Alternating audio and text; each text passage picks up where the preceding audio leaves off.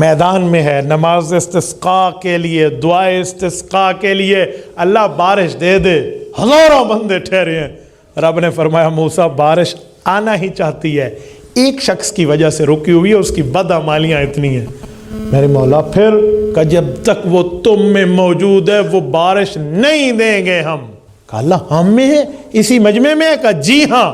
حضرت موسیٰ کھڑے ہوئے اور اعلان کر دیا کہ ایک ظالم گناہگار فاسق و فاجر اللہ کا خطا کار ایسا ہے جس کی وجہ سے ہم سب سزا میں نکل جائے وہ ہم سے، تاکہ ہمارے اوپر اللہ کی رحمت آئے، اور آج ہم بارش مانگ رہے ہیں۔ اچھا جو گناہگار تھا نا سرگودا کے غیور مسلمانوں، اس کے دل میں پکی بات آ گئی کہ یہ میں ہی ہوں اور مجھے کہا جا رہا ہے گناہگار تو میں ہوں، حقوق تو میں نے کھائے ہوئے ہیں، خطا کار ہوں، غلطیاں تو میں نے کی ہیں۔ اب اس نے ایک بات دل میں سوچی کہ اگر تو آج یہاں سے قدم باہر نکال کے مجمع سے نکلتا ہے تو دنیا میں ضلالت تیری نہیں تیری نسلوں تک جائے گی کہ تم انہی کی اولاد ہو جس کی وجہ سے پوری قوم پر بارش رک گئی تھی، تو نسل در نسل برباد ہو جاؤں گا۔ اب دو باتیں ہیں، کچھ غلطیاں کی ہیں اس کی معافی مانگتا ہوں، اور جن کے حق کھائے ہیں ان کی تلافی کا وعدہ کرتا ہوں، معافی بھی تلافی بھی۔ آج کل لوگ صرف معافی کرتے ہیں، 1 لاکھ اسے کھینچ کے کھا لو، اجی معافی ہے، اس سے معافی نہیں ہوتی، اسے لوٹاؤ، تلافی بھی کرو نا۔ تو اس نے اللہ سے دل ہی دل میں کہا اور بغیر ہاتھ اٹھائے کہا میرے مولا میں غلطیوں کی معافی مانگ رہا ہوں اور تمام دوسرے کے حقوق کھانے کے تلافی کا وعدہ کر رہا ہوں، یہاں سے اٹھوں طے ہے، نہیں تو مجھے موت دے دینا، طے ہے، لیکن اللہ مجھے شرمندہ نہ کر، مجھے ذلیل ہونے سے بچا لے، میری نسلیں تباہ ہو جائیں گی، میں کیا کروں گا؟ یہ دل ہی دل میں وہ گڑ گڑایا اور اللہ سے بات کی، دل ہی دل میں ایک ہڈن ریلیشن شپ جسے کہتے ہیں نا، چھپا ہوا اللہ سے ایک تعلق قائم کیا۔ بادل آنے لگے اور بارش کے آثار نمودار ہوئے اور بارش شروع ہوئی۔ قوم موسیٰ کے بڑوں نے حضرت موسیٰ علیہ السلام کو دیکھا، حضرت موسیٰ کلیم اللہ ہے، اللہ سے گفتگو کے ماہر ہیں۔ کہا میرے مولا بارش برس رہی، نکلا تو کوئی نہیں ہے۔ کہا جی ہاں دشمن دوست بن گیا ہے، خطا کار وفادار بن گیا ہے، گناہگار حبدار و دلدار بن گیا ہے۔ کہا اچھا، کہا جی ہاں اسی کی وجہ سے روکی تھی، اب اسی کی توبہ پر تمہیں بارش دے رہا ہوں۔ حضرت موسیٰ نے قوم کو بتایا تو قوم نے اگلا سوال کر دیا، کہا اللہ پاک سے ایک بات یہ بھی منوا لیں کہ بارش تو آ گئی، اس ولی کی زیارت تو کرا دیں، ہم اپنی آنکھوں سے اس ولی کی شربت دیدار کو تو پی لیں۔ اللہ پاک اس شخص کو ہم دیکھنا چاہتے ہیں۔ حضرت موسیٰ کو رب کا جواب آیا، جب دشمن تھا میں نے اس کا پردہ نہیں اٹھایا، اب تو دوست بن چکا ہے۔ یار یہ ہوتا ہے اللہ سے تعلق، یہاں بیٹھے اللہ سے بات کر لینا، شاید اوپر والے اس درجے پہ نہ ہو جہاں نیچے سے بیٹھنے والا رب کے ساتھ اخلاص میں پہنچ جائے۔ اس کے لیے کوئی جبے کبے اور سر پہ بڑے معاملات نہیں رکھنے پڑتے بھائی، اس کے لیے صرف الا من اتی اللہ بقلب سلیم، دل چاہیے، دل چاہیے، دل۔ کہتے ہیں نا 1000 رگڑے کھا کے بنتا ہے دل، ایسے دل نہیں ہے۔ یہ پانی صاف ہے، یوں لائٹ ہے کیمرے کی اور یوں میں گلاس سامنے رکھوں اور مجھے اس پانی سے گزر کے شیشے اور کانچ سے گزر کے وہ لائٹ نظر آ رہی ہے، کیوں؟ پانی صاف ہے۔ اور اگر یہ پانی گدلا ہو تو میں اس شخص کی سرخ ٹوپی کو بھی یہاں سے نہیں دیکھ پاؤں گا۔ ایسے ہی دل ہے، دل صاف ہے تو پھر آخرت کی فکر بڑی آسانی سے آ رہی ہے، شریعت، ایمان، اعمال، دین، مذہب، اسلام، ایقان، احسان فوراً۔ اللہ تعالیٰ نے اپنی مرضی سے ہمیں چیز دی ہے، جب کوئی آپ کو اپنی مرضی سے چیز دے تو اس کی ترتیب بھی اسی کی مرضی کے مطابق ہونی چاہیے۔ دیکھیں آپ اور ہم ایک چھوٹی سی کوئی چیز، مثلاً یہ موبائل بھی خریدنے جائیں تو اس موبائل کے ساتھ ہمیں ایک اس کا طریقہ استعمال کے لیے وارنٹی کارڈ ملتا ہے کہ آپ نے اس کو کہاں کہاں استعمال کر سکنا ہے۔ آپ اور ہم واشنگ مشین، سلائی مشین کوئی اور لینا چاہیں تو اس کے ساتھ بھی ہمیں ترکیب استعمال ملتی ہے۔ ہم کہیں بابا پیسے تو میرے ہیں، خریدا تو میں نے ہے، میرے حلال کے کمائی کے پیسے ہیں، میں ان کی ترکیب استعمال پہ کیوں عمل کروں؟ جیسے مرضی آئے میں اپنے گھوڑے دوڑاؤں گا، وہ مشین ایک نہ ایک دن خراب ہو جائے گی، اس پہ اپنی عقل چلانے کی ضرورت نہیں ہے۔ ہم کہیں گے جو اس کو بنانے والا ہے، اس مشین کا جو اس کی ترتیب دینے والا ہے، اس میں سارے معاملات بھی اسی کے چلیں گے۔ میرے دوستو، ہماری جسمانی مشین یہ جسم ہے، یہ جسم کیسے چلا ہے، اس جسم کا نظام آگے کیسے رہنا ہے، اور اس جسم کے معاملات چلنے کیسے ہیں، یہ بھی اللہ تعالیٰ کی مرضی سے ہی ہونا ہے۔ ہم نے اللہ تعالیٰ کی مرضی پہ عمل کرنا ہے، تب جا کے ہم نے کامیاب ہونا ہے۔ اگر ہم اللہ تعالیٰ کی مرضی کے مطابق نہ چلیں، ناکامی ہی مقدر بن جاتی ہے، اللہ محفوظ رکھے۔ نمبر 1۔ نمبر 2، جب انسان دنیا میں آیا تو انسان سے غلطی بھی ہونی ہے، انسان سے ٹھیک کام بھی ہونے ہیں۔ وہ جو 100% صحیح ہیں، یا وہ فرشتوں کا معاملہ ہے یا وہ انبیاء کا معاملہ ہے۔ آپ اور ہم نہ فرشتے ہیں، نہ ہم نبی ہیں، ہمارا عقیدہ اور نظریہ ہے۔ رسول اللہ صلی اللہ علیہ وآلہ وسلم اس دھرتی کے آخری نبی ہیں۔ حضور پاک کے بعد نیا نبی پیدا نہیں ہوگا۔ جب ہمارا یہ نظریہ ہے، ہم فرشتے بھی نہیں ہیں، نبی بھی نہیں ہیں، ہم سے غلطی ہونا ممکن ہے، گناہ ہونا ممکن ہے، نافرمانی ہونا ممکن ہے، اس طرح خطا ہونا ممکن ہے۔ جب ہم سے یہ چیزیں ممکن ہیں تو پھر غلطی ہو سکتی ہے، تو اس غلطی کے ازالے کی ترتیب بھی سمجھ جائیں، اس خطا کے معاف کرنے کی ترتیبیں بھی ہمیں سمجھنی چاہیے۔ آپ کہیں گے کیا مطلب؟ کچھ لوگ یہ سمجھتے ہیں کہ مجھ سے گناہ ہو گیا، بس میں اللہ کا نافرمان بندہ ہوں، اللہ مجھ سے کبھی راضی نہیں ہوگا۔ میرے دوستو، یہ ترتیب شیطانی ہے، رحمانی ترتیب یہ نہیں ہے۔ غلطی ہوتی ہے، شیطان کراتا ہے، تو توبہ بھی تو اس کا حل ہے۔ توبہ کر لے، اللہ تعالیٰ غلطی معاف کر دیں گے۔ میں مثال دینے کے لیے آپ کی خدمت میں بات کر رہا ہوں۔ آپ اور ہم یہ کپڑے پہنتے ہیں، کپڑوں میں داغ لگنا یہ یقینی ہے۔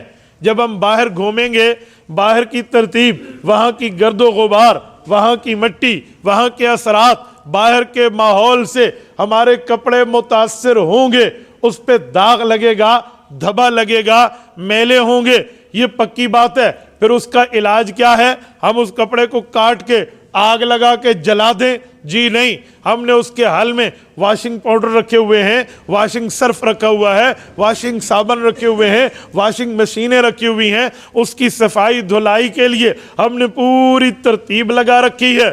تو بھائیو، ایسے ہی دل ہے، ایسے ہی نظر ہے، ایسے ہی کان ہے، ایسے ہی زبان ہے، ایسے ہی اعضاء ہے، ایسے ہی سوچ ہے۔ اس سے اللہ تعالیٰ کی نافرمانی ہونا ممکن ہے۔ ہم بچیں گے، جیسے کپڑوں پہ داغ سے خود کو بچاتے ہیں لیکن لگ جاتا ہے، ہم گناہوں سے بچیں گے، خطاؤں سے بچیں گے، نافرمانی سے بچیں گے، اپنی صلاحیت کو اس پہ لگائیں گے۔ لیکن اگر گناہ ہو گیا تو پھر اس میں یہ نہیں کہیں گے بابا اللہ مجھ سے ناراض تھا، میں کافر، میں بے ایمان، میں فاسق، میں فاجر، بس اب میری نافرمانی ہو گئی، اب کس منہ سے اللہ کے سامنے جاؤں گا، کس منہ سے معافی مانگوں؟ رب نہیں کہے گا تیرا دماغ نہیں تھا، تیری سوچ نہیں تھی، تیری عقل نہیں تھی، فہم و فراست نہیں تھی، اور تو نے گناہ کیوں کیا؟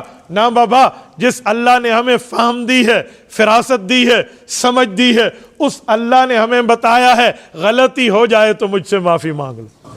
بعض اوقات انسان کے دل میں شیطان روحانی پٹی بنا کے شیطانی پٹی ڈالتا ہے۔ آپ کہیں گے کیا مطلب؟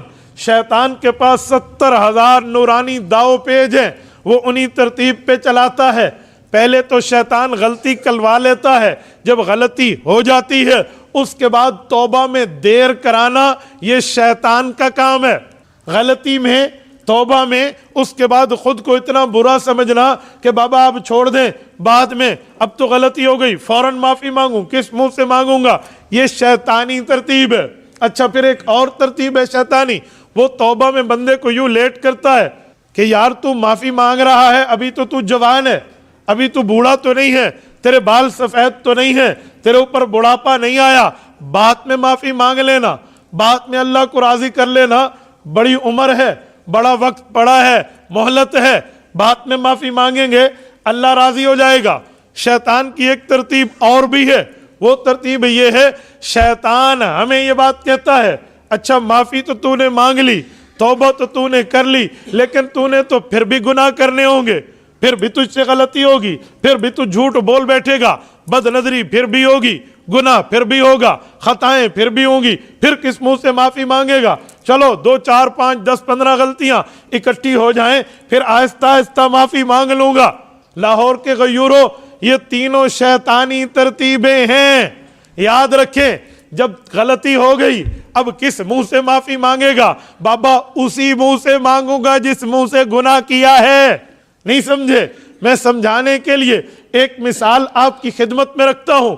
اگر میرا تھمب غلط لگا اور اس سے کوئی 2 نمبری ہو گئی تو وہی تھمب ٹھیک لگوا کے اپنے اکاؤنٹ کو صحیح بھی تو کر سکتا ہوں۔ یہ تھوڑی ہے اب کون سا انگوٹھا لگائے گا؟ بابا وہی لگاؤں گا۔ وہ کہتے ہیں نا، کعبے کس منہ سے جاؤ گے شرم تم کو مگر نہیں آتی۔ حضرت مولانا رشید احمد لدھیانوی رحمہ اللہ فرماتے تھے کعبے اسی منہ سے جاؤں گا، رو رو کے ان کو مناؤں گا، کیونکہ مجھے میرے رب نے یہ ترتیب سکھائی ہے۔ یہ کوئی تھوڑی ہے میں کوئی دوسرا منہ لے آؤں، چلو اس فیس کو ہٹا دوں، دوسرا یہ کوئی ماسک ہے کہ میں تبدیل کر لوں، اجی ایک ماسک خراب ہو گیا تو دوجا لے لو۔ نہ بھائی، میں اسی سے ہی جاؤں گا۔ اسی منہ نے گناہ کیا، اسی چہرے نے خطا کی، اسی زبان سے غلطی ہوئی، اسی جسم نے اللہ کی نافرمانی کی ہے، تو معافی بھی یہی مانگے گا۔ شیطان کی دوسری ترتیب، بڑی عمر پڑی ہوئی ہے، بات میں معافی مانگ لینا، بات میں توبہ کر لینا۔ ابھی بال کالے ہیں، جوانی ہے، ابھی کیا کرنا ہے؟ جوانی میں تو بندہ زندگی لائف انجوائے کرنا سیکھو۔ یہ پٹی جو ہمیں پڑھاتا ہے شیطان، یاد رکھے، اسے کہو ٹھیک ہے میں بات میں توبہ کروں گا، مجھے گارنٹی کارڈ دے دے، ضمانت دے دے، اسٹیمپ پیپر اللہ سے لکھوا کے دے دے، میں نے اتنی عمر جینا ہے، میں نے اتنی عمر جینا ہے، مجھے لکھوا کے دے دے، یا میں اتنی عمر صحت مند رہوں گا، مجھ میں کوئی بیماری کوئی تکلیف اللہ بچائے لیکن نہیں آئے گی، یہ لکھوا کے دے دے، میں بالکل صحت مند رہوں گا، میں معافی مانگ لوں گا اسی وقت، جب تک تو ٹل ٹائم مجھے لکھوا کے دے دے گا۔ جب تیرے پاس ٹائم فریم بھی نہیں ہے، جب تیرے پاس یہ ضمانت ترتیب طے شدہ معاملات بھی نہیں ہے، تو پھر کس وجہ سے، کس بیس پہ، کس ریزن پہ، کس سبب پہ تو مجھے کہتا ہے کہ میں توبہ میں دیر کر لوں؟ اچھا اگر یہ بات ہے کہ جی مشاہدہ یہ ہے، دیکھا یہ ہے کہ عام طور پہ بندے کے اوپر اس وقت موت آتی ہے جب وہ بندہ بوڑھا ہوتا ہے، میں نے کہا سنیے جناب من، بندے میں اس وقت موت غالب آتی ہے بندے پہ جب وہ بوڑھا ہوتا ہے، تو کیا جوانوں کے جنازے ہم نے نہیں دیکھے؟ اگر بات یہی ہے کہ موت صرف بوڑھے آدمی کو آتی ہے تو پھر شریعت مرد عورت کا جنازہ دیتی، بچے نابالغ بچی نابالغہ کا جنازہ شریعت نہ سکھاتی، تعلیم نہ دیتی، سمجھ نہ دیتی، فہم و فراست ہمیں نہ دیتی۔ کیوں؟ بابا تم نے غلطی کر لی، اس کے بعد بچپن میں موت آتی ہے، تبھی تو موت میں نابالغ بچے کا جنازہ ہے، تبھی تو نابالغ کا رب العزت نے ہمیں، اللہ کے نبی نے ہمیں جنازہ سکھا دیا ہے۔ نابالغ کا جنازہ سکھانا اس بات کی دلیل ہے کہ اللہ تعالی موت کے وقت کو ہمارے سامنے مقرر کر کے چھپا دیتے ہیں۔ اس پہ یوں نہیں ہونا چاہیے اگر جی میں بعد میں توبہ کروں گا، اگر ایسا ہوگا تو پھر تو نابالغ کا جنازہ نہیں ہونا چاہیے تھا۔ نابالغ کا جنازہ اس بات کی دلیل ہے، اس بات کے انڈیکیٹر ہمیں اشارہ دے رہا ہے کہ بابا نابالغی میں بھی موت آ سکتی ہے، چھوٹی عمر میں بھی آ سکتی ہے، بلوغت میں بھی آ سکتی ہے، جوانی میں بھی آ سکتی ہے۔ ضروری نہیں آپ بڑھاپے اور اپنی موت اور اپنی جو ہے نا کیا کہتے ہیں بیماری کا انتظار کریں۔ ہاں دنیا میں آنے کی ترتیب اللہ نے رکھی ہے۔ وہ کیا ہے؟ دنیا میں آنے کی ترتیب ہے، پہلے دادا آئے گا، پھر اس کا بیٹا آئے گا، پھر اس کا پوتا آئے گا، یہ ترتیب آنے کی ہے۔ جانے کی ترتیب اللہ کے یہاں، ہماری ترتیب طے نہیں ہے۔ پہلے پوتا جا رہا ہوتا ہے، دادا جان ابھی گھر میں زندہ سلامت ہے، والد محترم بیٹھے ہیں، اولاد دنیا سے جا رہی ہوتی ہے، بابا آنے کی ترتیب ہے، جانے کی ترتیب نہیں ہے۔ جاتے ہوئے لف و نشر غیر مرتب ہے، وہاں پر یہ نہیں ہے یہ ایسے ہی ایسے۔ یاد رکھیں ہم اپنی زندگی کی سانسیں گن کے لے آئے ہیں، کاؤنٹ ہو چکی ہیں کتنی سانسیں، کتنے بار دل دھڑکنا ہے وہ فگر کاؤنٹ ہو چکا ہے، کتنی بار نبض چلنی ہے یہ طے ہو چکا ہے، آنکھ نے پھڑکنا ہے معاملہ طے ہے، یہ اتنے چل رہا ہے، اسی ردم میں، اسی دائرے میں، اسی باؤنڈری میں یہ وہ چل رہے ہیں۔ دیکھا نہیں ہے؟ کہتے ہیں موت کے وقت آنکھیں پھٹی رہ گئیں، والتفت الساق بالساق، ایڑیوں پہ ایڑیاں رگڑ رہا ہے۔ آپ کو پتہ ہے ایڑیاں رگڑنا اور آنکھیں پھٹی ہونے کی کیا نشانی ہے؟ یہ جو ہم باڈی لینگویج کے وہ ہے نا اسپیشلسٹ، ان سے کبھی پوچھے. چلو اسلامی معاملہ تو اپنی جگہ ہے نا، میں دنیاوی تعلیم کی ایک بات کر لیتا ہوں کہ آنکھیں پھٹی رہنے کا مطلب، یہ جو باڈی لینگویج کے ایکسپرٹ ہیں نا وہ بتاتے ہیں کہ آنکھیں پھٹی رہنے کا مطلب ہے ناگہانی خبر ملی ہے، ایسی خبر ملی ہے جس کو آپ امید نہیں کر رہے تھے کہ یوں ہوگا. پھر اس وقت بندہ ایڑی بھی رگڑتا ہے، پھر آنکھیں پھٹی رہتی ہیں. وہ کون سی ناگہانی خبر ہے؟ یہ سائنس دینے سے قاصر ہے، یہ اسلام بتائے گا، یہ شریعت بتائے گی کہ وہ ناگہانی خبر کا معنی بریکنگ نیوز ہے. وہ تب ملتی ہے آپ کو جب فرشتہ یہ جملہ کہتا ہے کہ اللہ کے بندے یہ دیکھ، اقرا کتابک، یہ دیکھ، اس میں جتنی سانسیں لکھی ہوئی تھی نا تیری جو تجھے اللہ نے دی ہیں، ان میں سے یہ چند رہ گئی ہیں. جتنے پانی کے قطرے تو نے پینے تھے نا، تھوڑا سا پانی رہتا تھا، اگر کوئی ایک چمچ آخر میں اندر چلی جائے تو، نہیں تو تیرے پانی کے قطرے پورے ہو گئے ہیں. میں نے 7 سمندر تلاش کیے ہیں، تیرے نام کے پانی کا قطرہ موجود نہیں. میں نے تیرے کھانے کو چیک کر لیا ہے، رب کریم نے مجھے تیری ڈیوٹی پہ عائد کیا تھا، لہذا تیرے لیے گندم کا ایک دانہ بھی اس وقت مقدر نہیں ہے. تو اب میں تو تیری روح نکالنے لگا ہوں. آنکھیں پھٹ جاتی ہیں، پھر بندہ ایڑی پہ ایڑی رگڑتا ہے. تو بابا جانے کی ترتیب تو نہیں ہے، ترتیب تو آنے کی ہے. تو جب یہ شیطان نے ہمیں پٹی پڑھائی کہ توبہ نہ کرو، ابھی تو بڑی عمر پڑی ہوئی ہے، تو یہ پٹی بھی شیطانی ہے. تیسری پٹی کیا ہے؟ گناہ دیتے ہیں پھر بھی کرنے نا، پھر غلطی کر لے گا، جھوٹ بولنے کی تجھے عادت ہے یا تجھ بد نظری کی عادت ہے، جب پھر کرے گا تو ساری غلطیوں کی اکٹھی اللہ سے معافی مانگنا. یہ ایک ایک کی کیا مانگتا ہے؟ اچھا اگر یہ بات ہے تو پھر ٹھیک ہے، میں عقل سے اس کا جواب دیتا ہوں. یہ کپڑے میں نے پہننے ہیں، اس پر 2 4 15 داغ لگ گئے ہیں، تو میں کہتا ہوں ابھی نہیں اتارتا جب تک کالے نہ ہو جائیں. اور بھی تو داغ لگنے، ابھی کیوں دھو لوں؟ نہ داغ لگے رہے، جتنے داغ دھبے گرد و غبار لگنے لگے رہیں، کالا ہوگا کپڑا تب اتاروں گا. کوئی عقل مند بندہ اس کی تائید کرے گا؟ سب کہیں گے بے وقوف ہے، داغ لگے دھو لے، کوئی کپڑے چینج کر لے. کیوں؟ زیادہ داغ دھبے ہو جائیں گے، اتارنا بھی مشکل ہو جائے گا، لوگ پاگل اور بے وقوف بھی تجھے کہیں گے. تو بھائی اسلام میں بھی تجھے اسٹوپٹ کہا جائے گا جس وقت تجھے گناہ ہو رہے ہیں، دل پر داغ دھبے لگ رہے ہیں اور تو معافی نہیں مانگ رہا، بعد میں اکٹھی مانگ لوں گا. اچھا ایک بات، بعد میں ہو سکتا ہے موت آ جائے، نہ غلطی کروں نہ میں معافی مانگوں، تو جتنی کر لی ہیں ان کی تو معافی مانگ لوں. یہ کیا مانا؟ بعد میں ایک دوست کو میں نے ایک مرتبہ جھوٹ بولنے سے توبہ کرے، ان کی فیلڈ ایسے تھی، وہ وہاں کچھ فیک باتیں ان کو کرنی ہوتی تھی. مجھے کہنے لگے مفتی صاحب آج تو توبہ کرا لو، کر پھر جا کے جھوٹ بولوں گا.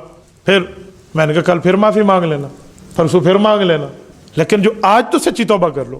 پھر مجھے کہنے لگے مولانا یہ تو اللہ کے ساتھ توبہ پہ مذاق ہو گیا، مجھے پتہ ہے مجھ سے کل گناہ ہو جائے گا، خطا ہو جائے گی، نافرمانی ہو جائے گی، تو میں پھر بھی جو ہے نا یہ اٹھا، تو پھر بھی میں معافی مانگ رہا ہوں، یہ تو مذاق ہو گیا، اللہ کی رحمت کے ساتھ تو ایسا نہیں ہے.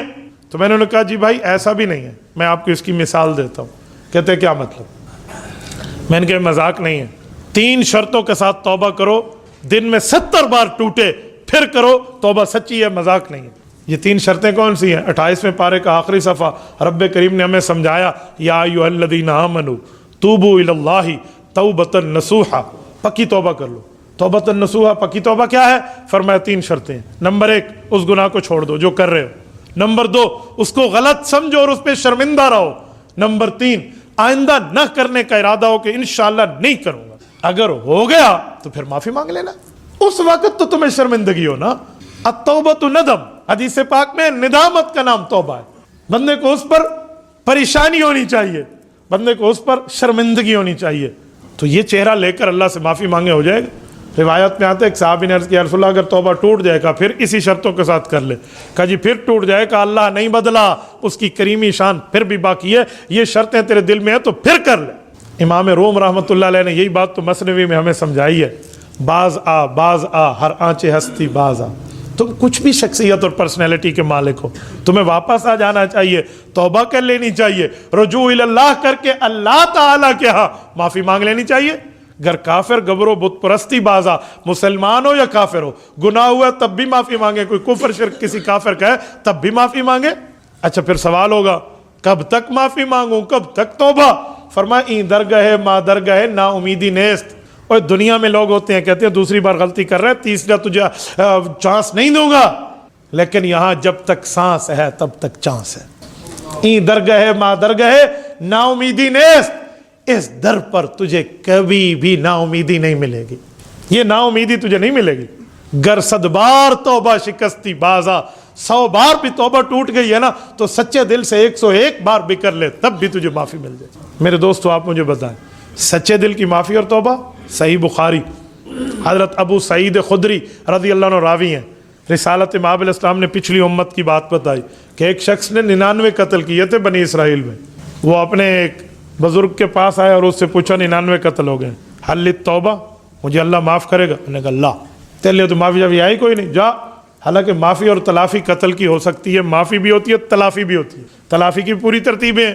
اس نے کہا جی کوئی نہیں. تو اس نے کہا 99 ہو گئے نے 100 ہی پورا کر لئیے. انہوں نے اس کو بھی قتل کر دیا. اس کے بعد پھر اسے خیال آیا کہ معافی تو مانگو. یہ میں کوئی جنگ اخبار کا صفحہ نہیں پڑھ رہا، میں صحیح بخاری سنا رہا ہوں، توجہ رکھنا. حضرت ابو سعید خدری کہتے ہیں اللہ کے رسول صلی اللہ علیہ وسلم فرمایا، اس نے کہا جی معافی مانگو.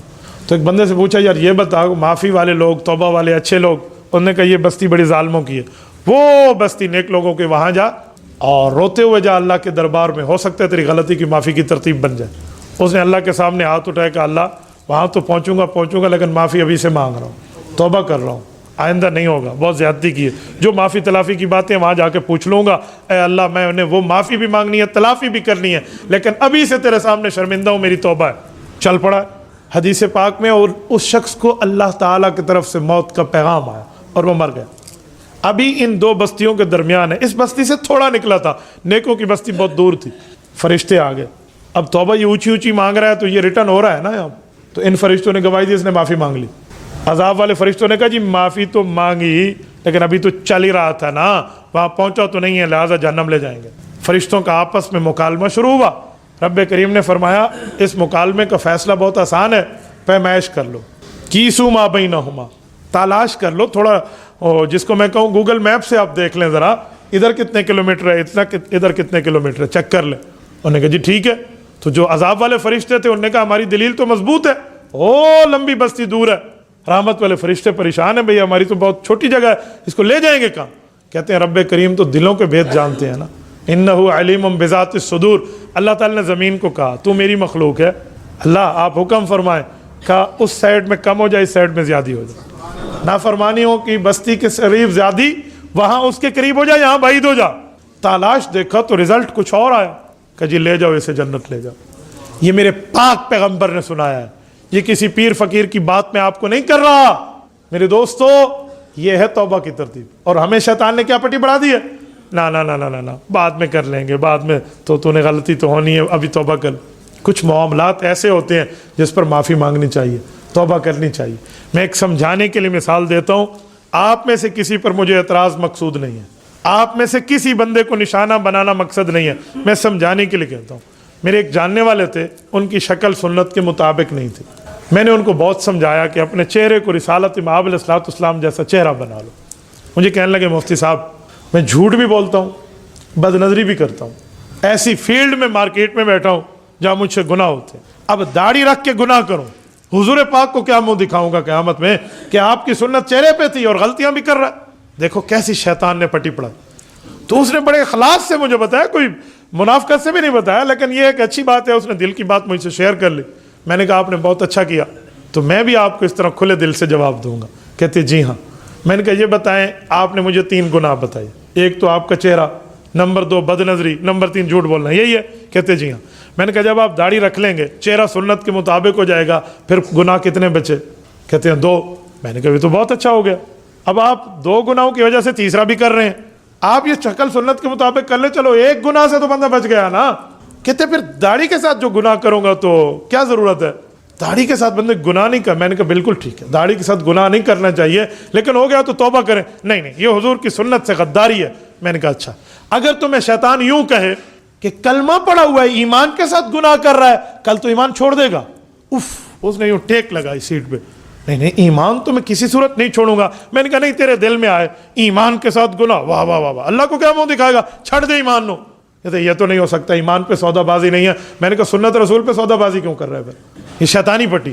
یعنی اسے مجھے سمجھانے میں ایک ٹائم لگا، لیکن اللہ کا کرم، اللہ کا فضل، اس نے پھر سارے گناہوں سے آہستہ آہستہ توبہ کر لی. تو اسٹیپ بائی اسٹیپ بندہ آتا ہے بھائی، یہ تھوڑی ہوتا ہے. میرے دوستو آپ میں سے کوئی دوست بیٹھا ہے, میں انہیں ایک بات سمجھاتا ہوں, ایک بات تو دل میں طے کر لینا کہ ہم سے گناہ ہو رہا ہے, بس اللہ توبہ کی توفیق دے, اللہ معافی کی توفیق دے, ایک نہ ایک دن اللہ آپ کو معافی کی توفیق دے دے گا, توبہ کی توفیق دے دے.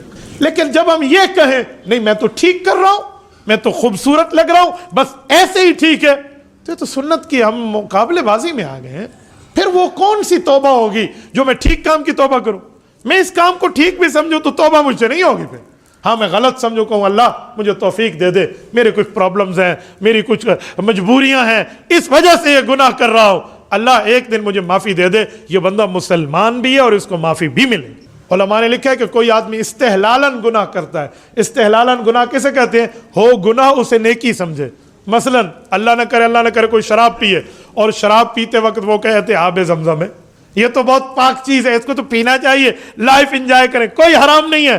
اس کے دل میں اس کے حرام ہونے کی بات نہ ہو اور وہ گناہ کرے, فرمایا یہ گناہ گار نہیں ہے تو غیر مسلم ہو چکا ہے, کیونکہ اس نے اللہ کے حرام کو حلال کر لیا ہے.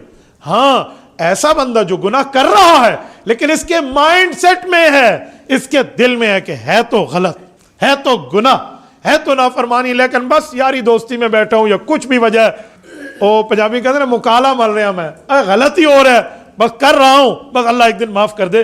فرمایا یہ بندہ گناہ گار تو ہے, کافر نہیں ہے, اسلام کی باؤنڈری سے باہر نہیں گیا. یہ بالکل اسلام اور کفر ایسے ساتھ ساتھ چلتے ہیں جیسے ہماری یہ سانس کی نالی اور خوراک کی نالی ساتھ ساتھ ہے. آپ یہ نہیں کہہ سکتے کہ بھئی اتنی چھوٹے سے فرق سے کفر و اسلام آ گیا. جی ہاں بھائی ایسے ہی ہو سکتا ہے. قرآن کریم کہتے ہیں بین دم و فرس لبنا خالصا, میں نے تمہیں حلال جانور کو جو دودھ دی ہے, ایک طرف اس کا پیشاب پخانا ایک طرف خون ہے, درمیان سے میں نے تمہیں خون کے اور پیشاب پخانے کے درمیان سے خالص دودھ تمہیں دیا ہے. یہ رب فرماتے ہیں بین دم و فرس لبنا خالصا. کوئی کہے گا دودھ اتنا پاک, اتنی پلیت جگہ کے قریب, جی اسلام اتنا پاک, کفر اتنی خبیث جگہ کے قریب ہوتا ہے. تو ایسے ہی چلتے ہیں. اسی گلاب کی پھول کی پتی کے نیچے کانٹا اگتا ہے. فرق آپ اور میں نے کرنا ہے کہ کیا کانٹا ہے کیا پھول کی پتی ہے. تو میرے دوستو یہ شیطانی پٹی تھی کہ تو اتنے گناہ کر رہا ہے, چلو یہ بھی غلطی کر لے. نہ بابا, ایستا ایستا گناہ ختم ہو. اور میں ایک بات مزید آپ کو سمجھاؤں. مثلا آپ نے ادھر سے, میں مثال دے رہا ہوں, ادھر سے آپ نے جانا ہے فیصل آباد تک اور آپ جی ٹی روڈ کے ذریعے جا رہے ہیں, دل کہتا ہے دائیں بائیں دیکھوں, کوئی گناہ کروں, کوئی بد نظری کی باتیں. تو اگر آپ نے دل کو کہا نا فیصل آباد تک تو آنکھیں جھکا کے جائے گا, تو اتنے نہیں دیکھنا. کبھی بھی آپ کا نفس عادی نہ ہوا وہ یہ بات نہیں مانیں گے, کبھی بھی نہیں مانیں گے. اس کے لیے عادی کرنا پڑتا ہے. تو عادی کیسے کریں گے؟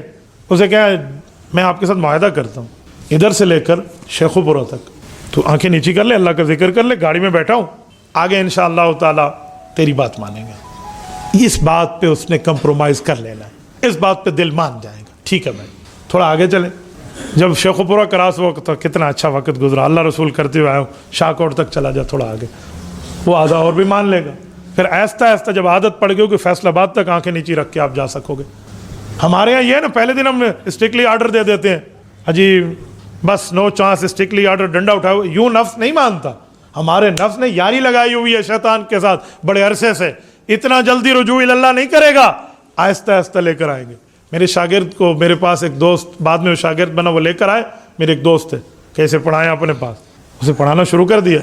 مجھے کہتے ہیں سر مجھے گالیاں دینے کی بہت عادت ہے. میں نے کہا شمار کر سکتے ہو؟ میں نے کہا یہ ویسے کر لو, امیجن, اندازہ, کہ بس آپ یہ سمجھیں میں 100 گالی دیتا ہوں دن میں. میں نے کہا بہت اچھا, میری بات مانیں, کل 99 دینا, ایک چھوڑ دے. انہوں نے کہا مولوی پرمیشن دے رہے ہیں 99 گالیاں دینا؟ میں جی ہاں حضرت. ایک دن آیا اس سے ختم ہو گیا, پھر 98 ہے, پھر 97 ہے, پھر 96 ہے, پھر آپ آہستہ آتے جائے نا تو نفس مان جاتا ہے. فوراً ہم ترتیب ڈالیں گے, نہیں تو نے اشراق بھی پڑھنے ہیں, چاش بھی پڑھنے ہیں, اوابین بھی پڑھنے ہیں, تہجد پڑھنی ہے, صلاۃ التوبہ پڑھنی ہے, صلاۃ الاستغفار بھی پڑھنی ہے, تو نے تحیۃ المسجد پڑھنی ہے, تحیۃ الوضو پڑھنی ہے. کچھ بھی نہیں پڑھے گا. فرائض اور واجبات پہ لائیں, سنن اور مستحبات خود بخود آ جائیں گے. ہاں پھر یہ اور بات ہے, جس وقت میں یہاں کی صفائی کروں گا نا, پھر آہستہ آہستہ صحن کی صفائی, پھر آہستہ آہستہ وضو خانہ, پھر جا کے مسجد کے سامنے بھی صفائی کرتے ہوئے کبھی جھجک اور شرم محسوس نہیں کروں گا. پہلے دن سے اسے کہو اے سارا صاف کر کے دے, وہ نہیں مننا. تو آہستہ آہستہ رجوع اللہ کی ترتیب بنتی ہے. اور شیطانی داؤ پیج اپنے آپ سے ہٹانے اور توڑنے کے لیے اللہ والوں سے رابطہ بڑا ضروری ہے. یاد رکھیں, وبا کے دنوں میں ڈاکٹر سے رابطہ نہ ہو, بندہ گیا اور فتنے والے معاملات اور شیطانی چکروں میں اللہ والوں سے رابطہ نہ ہو پھر بھی بندہ گیا۔ شیطان کے پاس نورانی دعو اور پیج ہیں، تو نورانی دعو پیج اہل نور حل کریں گے نا، اہل روحانیت حل کریں گے، اللہ والے حل کریں گے کہ یہ پیج اس کا کیسے یہاں پہ ختم ہوگا، یہ دعو اس کا کیسے ختم ہوگا۔ میرے دوستوں میں سمجھانے کے لیے کہتا ہوں، محبوب سبحانی، ذل الرحمانی، حضرت شیخ عبد القادر جیلانی نور اللہ مرکزہ کا ایک نام ہے۔ جیسے فقہ میں حضرت امام اعظم ابو حنیفہ رحمہ اللہ کا مرتبہ ہے، ایسے تصوف پہ حضرت مولانا عبد القادر جیلانی رحمہ اللہ کا رتبہ ہے۔ حضرت عبد القادر جیلانی کے لیے اپنے جو ان کے ملفوظات لکھے ہیں، اتنے بڑے اللہ والے پہ بھی شیطان ڈورے ڈال رہا تھا اور یہ شیطان کے ڈورے کاٹ رہے ہیں۔ یہ اس بندے پر رب کا فضل تھا۔ کیسے کاٹا؟ میں اس کی ایک ایگزامپل دیتا ہوں آپ کو۔ کہتے ہیں میں بیٹھا ہوں، اللہ کے گھر میں بیٹھا ہوں، کتاب حدیث کی آیت کی کوئی پڑھ رہا تھا، کوئی اللہ والی بات، اللہ رسول کی باتیں پڑھ رہا ہوں، مجھے ادھر سے آواز آئی جیسے غیب سے ندا آتی ہے۔ اور آواز کیسے آئی؟ کسی والد، کسی استاذ، کسی شیخ، کسی پیر، کسی بڑے، کسی بزرگ، اس کی آواز میں نہیں، اللہ بن کے آواز آئی۔ کیا آواز آئی؟ میرے بندے عبد القادر، تیری عبادت ہمیں قبول ہو گئی، تو نے سر کے اوپر نشان بنا لیے سجدے کر کر کے، تیری عبادت قبول مقبول، ہم تم سے راضی، تو بھی ہم سے راضی ہو جا، آج کے بعد ہمیں تیری عبادت کی کوئی ضرورت نہیں، ہم تمہیں اس خوشنودی میں تیری اوپر عبادت معاف کر رہے ہیں، چل تجھے کلین چٹ مل گئی۔ حضرت شیخ عبد القادر جیلانی نے کتاب پڑھتے ہوئے بند کیا، فوراً غور کیا کہ یار اگر اللہ ہے، یہ بندہ جو بات ہو رہی ہے آواز اللہ کی ہے، تو اللہ حضور پاک کی عبادت سے راضی نہیں تھا، نعوذ باللہ، وہ تو راضی تھا۔ حضور کو تو رب نے نہیں فرمایا بھی آئندہ عبادت نہ کری، صحابہ اہل بیت کے لیے تو یہ حکم اللہ نے حضور پاک پہ نہیں اتارا کہ انہیں منع کر دے، عبادت ہی چھوڑ دے۔ ہاں یہ حکم تو آیا کہ محبوب مصطفیٰ لمبی نماز پڑھتے ہیں، آپ کو تکلیف ہو جاتی ہے تھوڑا کم کر لیں، یہ حکم تو آیا کہ اتنی لمبی رکعتیں نہ ہوں، لیکن عبادت بالکل سرے سے ہی ختم کر دیں، کہ یہ شیطان ہو سکتا ہے، رب نہیں ہے۔ انہوں نے اس طرف دیکھا، کہا جاؤ شیطان مردودہ، تو میرے ایمان پہ ڈاکہ ڈالنے آیا تھا، جا دفع ہو جا، میری عبادت ختم ہو گئی، حضور پاک کی ختم نہیں ہوئی، میں تیری بات نہیں مانتا، دفع ہو جا۔ خاموشی چھا گئی، کتنی خوشی ملی۔ سنیں، ابھی عشق کے امتحان اور بھی ہیں، ابھی یہ معاملہ ختم یہاں نہیں ہوا، کچھ وقت گزرا، دل اطمینان میں ہوا، تسلی میں ہوا، بہت اچھا زبردست جواب دیا ہے۔ اس کے بعد دوسری طرف سے آواز آئی، آواز بدلی ہوئی تھی، وہ والی نہیں تھی، چینج ہو کر آواز آئی، میرے بندے عبد القادر، تو نے شیطان کو پہچان لیا، شیطان کے منہ پہ تماچا دے مارا، اور شیطان راندہ درگاہ ہوا، مردود تھا وہ، تجھے ذلیل کرنے آیا تھا، تو نے اپنے علم کی بنیاد پہ شیطان کے پرخچے اڑا دیے، بس تجھے تیرے علم نے بچایا، اس علم کو سنبھال کے رکھنا، اللہ پاک نے تجھے عالم بنایا ہے، بس علم تجھے انشاءاللہ ہر جگہ سے بچاتا رہے گا۔ انہوں نے غور کیا، پھر دیکھا، کہا یہ بھی شیطان ہے، کہا وہ شیطان مردود لہجے بدل کے بات کرتا ہے، میری حفاظت میرا علم نہیں کر رہا، میرا اللہ کر رہا ہے، تو مجھے علم کے ساتھ جوڑ رہا ہے، علم میں حفاظت اللہ کی ترتیب پہ ہے، میرا علم مجھے بچا رہا ہے، نہیں میرا خالق و مالک مجھے بچا رہا ہے۔ یہ شیخ عبد القادر جیلانی محبوب سبحانی ذل الرحمانی کی بات کر رہا ہوں۔ آپ اور ہم کہاں، چہ نسبت خاک را بعالم پاک۔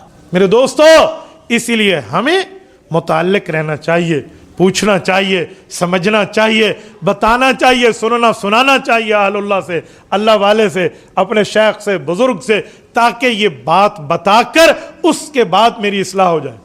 آج کل لوگ کسی اللہ والے کی بیعت کرتے ہیں اور اس کے بعد اس کو قیامت میں ملنے کی امید رکھتے ہیں، درمیان میں ملنا ہی کوئی نہیں ہے۔ کیوں؟ میں نے ہاتھ میں ہاتھ دے لیا، بس میں بخشا جاؤں گا۔ بابا ہاتھ میں ہاتھ دینے پہ بخشش ملے گی، ترتیب یہ ہے، روزانہ نہیں، مہینے کی بنیاد پہ تو کم از کم اپنے شیخ کو اپنے حوال دے، اپنے فیملی کے معاملات بتا، اپنے شب و روز بتا۔ مفتی صاحب میرا دل بے چین رہتا ہے، عجیب سی گھبراہٹ رہتی ہے، کوئی وظیفہ بتا دو۔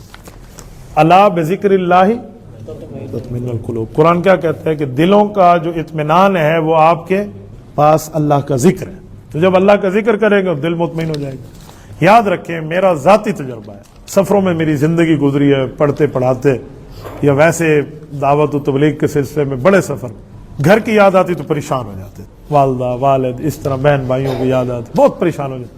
اس پریشانی کا حل میں نے دیکھا، کام میں طاقت بندے کے پاس ہو بندہ بڑے شرح صدر کے ساتھ دعوت دے تو کلمہ طیبہ کا ذکر اس میں بڑی ویلیو دیتا ہے۔ لا الہ الا اللہ لا الہ. اور اگر آپ چاہیں کہ خوش باشر بھی رہوں اور کام بھی اچھا چلے تو پھر درود شریف بھی ساتھ پڑھ لیں. درود پاک پڑھنے پہ بندے کو بڑی خوشی ملتی ہے, اتنی خوشی ملتی ہے کہ آپ حیران ہو جائیں. صرف اپنا دل خوش نہیں ہوتا, کثرت درود پڑھنے والا بندہ ہو اور وہ بیٹھا ہو, آپ قریب بیٹھے ہو اس کے, آپ کو بھی سکون ملے گا.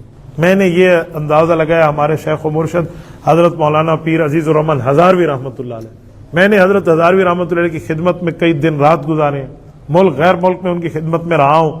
ہمارے ہزاروی رحمۃ اللہ علیہ کی میں نے کئی مرتبہ ڈرائیونگ کی ہے, کئی ضلعوں کی ڈرائیونگ کی ہے ان کی, ایک ضلع سے لے کر. ہزاروی صاحب کے ساتھ ہمارا مزاج باقی ملے نہ ملے غصہ فرماتے, لیکن ایک مسئلے میں ڈرائیونگ میں بڑا مزاج مل رہا تھا. وہ یہ تھا کہ حضرت فرماتے تھے اور تیز چلاؤ اور تیز, وہ فل تیز چلانے کی عادی تھی اور میں بچپن سے ویسے اسپیڈر ہوں, تو اس بہانے میں ان کے ساتھ ہمارا بڑا وہ. تو حضرت ہزاروی رحمۃ اللہ علیہ درود پاک کئی ارب کھرب پڑا کرتے تھے. ان کی جو میں آپ کو سالانہ ترتیب بتاؤں تو کھربوں میں درود جائے گا. تو حضرت ہزاروی رحمۃ اللہ علیہ کی اس درود کی برکت سے بعض اوقات ہم بیٹھے ہوتے اور پریشانی ہوتی نا, وہ پریشانی اس کے بیٹھنے پہ ختم ہو جاتی. اور یہ ان کا فیض ان کی وفات کے بعد بھی جاری ہے. ہر بندے کے لیے میں نہیں کہتا, میں صرف اپنی بات کر رہا ہوں. میں نے حضرت کے جنازے کے بعد جب دوبارہ حضرت کی قبر پہ حاضری دی نا, لا الہ الا اللہ محمد رسول اللہ, میں اللہ کے گھر میں ہوں, ممبر پہ ہوں, مسجد میں ہوں, باوضو ہوں, میں مراقبے کے لیے بیٹھا حضرت کے قبر پہ, آنکھیں بند کیا اور رسالہ ثواب حضرت کو کیا. واللہ العظیم مجھے ایسا سکون ملا جیسا سکون میں آپ کو نہیں بتا سکتا.